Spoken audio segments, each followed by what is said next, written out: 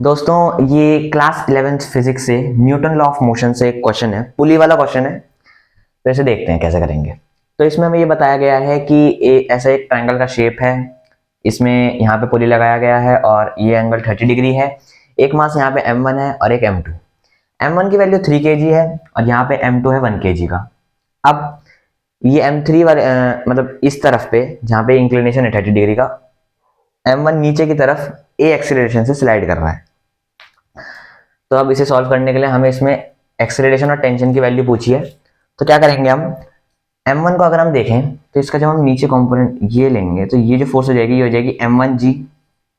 m1g यहाँ पे एक और ट्रायंगल बना राइट एंगल, ये 90 ये 30, तो ये हो जाएगा 60 डिग्री।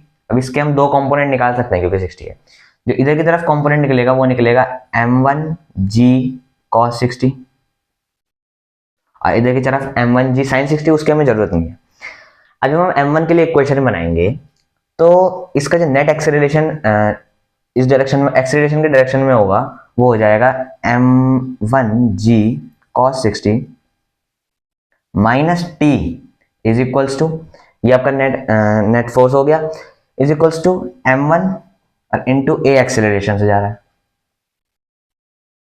इसमें अगर हम वैल्यू रखें m1 की तो ये g की वैल्यू हम 10 लेंगे, तो m1 3 है तो यहाँ पे बनेगा 30 टू cos 60। तो cos 60 की वैल्यू होती है 1/2 minus T is equals to m1 की वैल्यू 3 इंटू a। इसे हम करेंगे तो ये बनेगा 15 minus T is equals to 3a। ये हमारे पास इक्वेशन आ गई। अब जब हम m2 को देखेंगे तो ये भी नीचे की तरफ भाई m1g लगाएगा, m2g लगाएगा, इसका वेट m2g होगा नीचे की तरफ। लेकिन अब क्योंकि m1 इस साइड पे स्लाइड कर रहा है a एक्सीलरेशन से, तो ये जो m2 मास होगा ये ऊपर की तरफ जाएगा, मतलब इसका ऊपर का फोर्स ज्यादा होगा। तो इसके लिए जो इक्वेशन बनेगी वो बनेगी t minus m2g is equals to m2 और a एक्सीलरेशन। एक्सीलरेशन दोनों के लिए सेम होगा। m2 की वैल्यू 1 है, जब इसमें रखेंगे और g की वैल्यू 10 लेंगे तो t minus 10 is equals to a। दो इक्वेशन आ गई। जब हम दोनों इक्वेशन को जोड़ेंगे और यहाँ पे आ जाएगा आपका 15 minus T is equals to 3a। दोनों को जब हम जोड़ेंगे तो minus T plus T cut जाएंगे, 15 माइनस 10 यहाँ पे बचेगा 5 is equals to 3a plus a, यहाँ पे हो जाएगा 4a। a की वैल्यू आ जाएगी 5/4 विच इज इक्वल्स टू 1.25। इसमें 5/4 ले लेते हैं, वो हमें कैलकुलेशन में आसानी देगा, मीटर पर सेकंड स्क्वायर। ठीक है, ये आपकी एक्सेलरेशन आ गई।